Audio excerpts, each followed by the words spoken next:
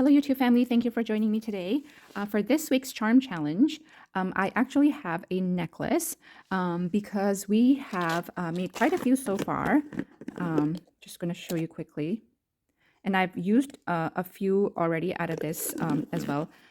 So I kind of wanted to do something different. And and also I have a lot of beads. I have the same ones. So I wanted to do something different and make a necklace. And I also have a lot of these wires, the 20 gauge wires, which will be perfect to make necklace like this. So that's what I wanted to work on today. The idea is still the same, that you're using the beads from your bead soup to come up with a design. And so, you know, you're still using up your bead soup. The only thing different I'm going to do is I feel like there's a lot going on this necklace. So I think I'm going to follow the color gradient and just kind of stick to one color, slowly switch into a different color and things like that. And then instead of a clasp, this is a gold-plated lobster claw clasp. And a little jump ring. Instead of using this method of closure, I want to try the ribbons so that I can make it a little more adjustable, and measurement so that I can make it a little smaller in terms of the length of the necklace itself, and then you can adjust the length with the ribbons. That's what I plan on making. And for measurement for this necklace that I have, this measures about 19 inches long. So but this is kind of the idea we're going for. And so let me show you guys how I make, actually, let me bring this back again, make each link. So I'm going to first make this part and then come back and put them together. So I have my beads here sitting pretty in the little shell that I decoupaged. And I'm going to pick the bead that I want to work first. I'm going to try the green one here first. So what I'm going to do is I'm going to take my wire, and this wire is 20 gauge. It's by Beadalon German style. And I have my pliers here. And I like to work right off the spool so that I'm not wasting too much of the wire. So I'm going to put my bead through the wire. And then I am going to take my round nose plier. On the round nose plier, you want to see how big you want your loop to be. So you want to place your wire at the spot where you want how big the wire, the loop you want to be. And when I say loop, I mean like this one up here. This loop up here. I'm going to zoom in so that you guys can see this better. Okay. So I like to work about this size loop. And sometimes it helps to kind of mark that with like a little marker. So I'm going to go there and make a loop.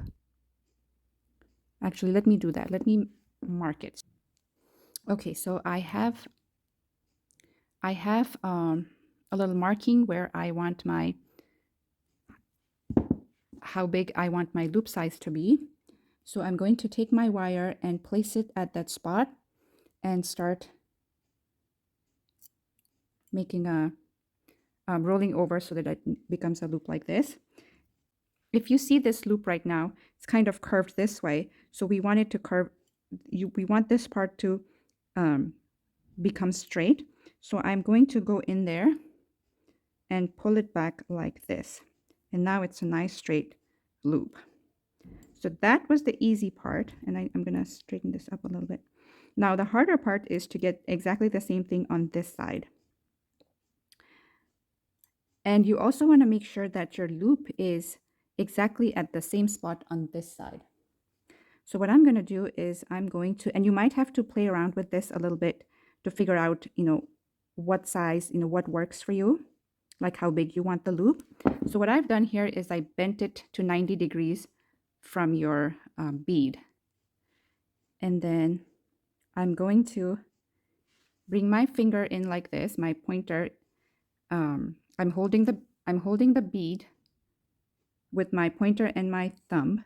And then whatever is left out here, that's what I'm going to cut off. Now, I know this is not a very precise measurement, but it somehow works for me. And then I'm going to take that side and go into that loop and curve this. And there is my first side done. And then you might want to practice this a few times until you get, your exact how big of the loop you want and things like that. So we're going to do one more together, or maybe a couple more together. We'll see. Pick a black one this time. You can also measure, like, so we make our first loop, get this straight, holding it this way, get it straight, push your bead down. And then on this side, once you make a bend like that, like you can, if you have a little measuring tape, you can measure from that point onto, like, this is my, oh, here. This is my little 1-inch measurement there, and, in a shape of a little gift card. It's from Fire Mountain Gems. They sent this to me for free when I had, on one of my purchases. So sometimes I like to use this to kind of measure, like I can go from the point where the wire comes out, like to 0.5 inches. You can hold on to that spot and give it a trim so that you know every time you have right length to carve up your wire. So that's one way of getting your loops round. The other way you can do it is if you have a one-step looper. It's a little tool, and I'll insert a picture to show you that it's just like you have to insert your wire into the little tool, and it cuts and makes the exact same size loop every time. So if you like this design, if you want to keep making it, it may be a good idea to invest in something like that. So let's make a few more so that I can show you guys. And once you get the hang of it, it gets easier. So I have my loop here and making it straight like that, pushing down my bead, and then making a 90-degree on the same side that my loop is at. I'm taking my little measurement, my little ruler, and then cutting it exactly at the 0.5 inch mark, and then going back in with my round nose plier and making a loop. And then I'm just going to twist it back a little bit so that, okay. So I'm going to keep going and make, let's see, how many do I have on this one? I have 28 beads on this one. So I'm going to maybe go up to 25 beads, and then I'll see you guys. Okay, so I have completed the design that I want to use. I started with black, going into green, and then browns, and then kind of same thing, repeating on the other side. And I have total of 19 beads, so that like this one is going to be the centerpiece. And then so at this point, what we can do is we can start linking them together. So I'm going to start from the top here, and I'm going to open up the link. So I'm going to zoom in. Okay, so I'm going to open up one of, in order to open this, what I do is I just pull out one side. So you shouldn't open it this way, you should just push it sideways. So if you can see, that's how you should open it, and then put your link through and then close it. And then on this one, do the same thing, pull it up, insert your next link of beads and close it, and take that bead, open, link it, and close. So you're going to keep doing until you get to the black bead there. And for this, I'm using the chain nose plier. Okay, so I'm going to keep going, and I'll see you guys until I get to the other side. Okay, so I have linked all my beads together. And this is what we have. And this measures to be about 14 inches. So now we're going to add our ribbon. I have a piece of ribbon that is 20 inches long, and this one is the width of this ribbon is 3/8 of an inch. So that's what I'm going to use because I have black at the very end and I think it'll look nice. So in order to attach this ribbon, I have created this little hanger looking thing that we're going to make it together, but I'm going to attach, well, actually, let me make the other side before I attach it so that I have the exact measurement on the other side as well. So I'm going to take my wire again, and I am going to make a loop like we did, or we have been doing like 50 times. So make the same size loop on the top and then angle it. And the second one is a little bit easier to make because you can kind of match it with your first one. So create an angle like that. And then, so at this point, you would make this bend. So this is 1/4 of an inch. So first bend that you're going to make is going to be at 1/4 of an inch. So right there. So I'm going to take my flat nose plier or my chain nose plier and bend it.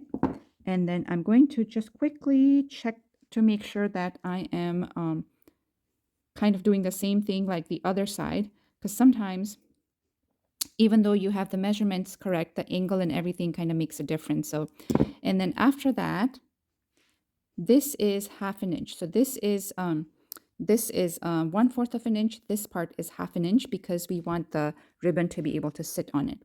So I'm going to bring my little measuring card back. I'm going to visually mark my 1/2 an inch, and then at that point make another bend.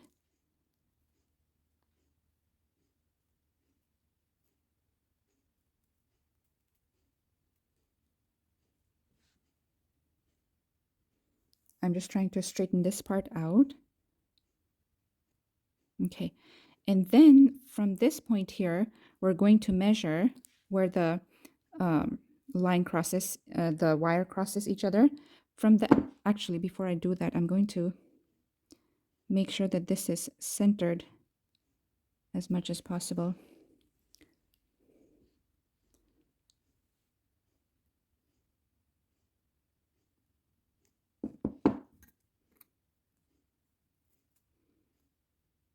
Okay, and then this is where we're going to make another loop to match our first loop here. So the part where it crosses, that wire crosses, we're going to measure 1/2 an inch. Measure 1/2 an inch and cut off the rest of the wire. And then with the round nose plier again at the same mark, we're going to bend our wire to shape. Now the second one is a little harder to make because you have the other one right there. I'm going to have to redo this one.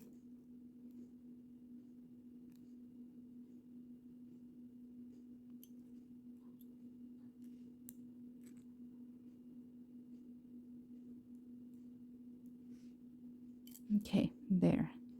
And then put them together. And I have that shape. It is not all the way straight, as you can see, but you won't be able to see too much of that because the ribbon will be on it. But I'm gonna fix this up just a little bit more. Okay, so that is what I have. And then I am going to now attach these to our last bead. Oh, wrong one. Open that up. Open it too wide there. So make sure to get both wire in there, both loop in there. I opened this too much so that it's okay. And there we go. And then going to do the same thing on the other side. Open that up, stick that in there, and close it. And then at this point, I am ready to, now this adds a little bit of length too. And at this point, I'm ready to attach my ribbon to put it through each little connector piece on the ends there. And then all you have to do is, once you're ready to wear it, you're just going to fix the length, however long you want your necklace to be, and then just tie a knot in the back. And I feel that this will look so elegant and beautiful, and something that you don't find in your usual store. So you will definitely stand out and look very pretty with this nice little necklace, statement necklace on. I hope you like this video, and I will see you on my next one. Bye for now.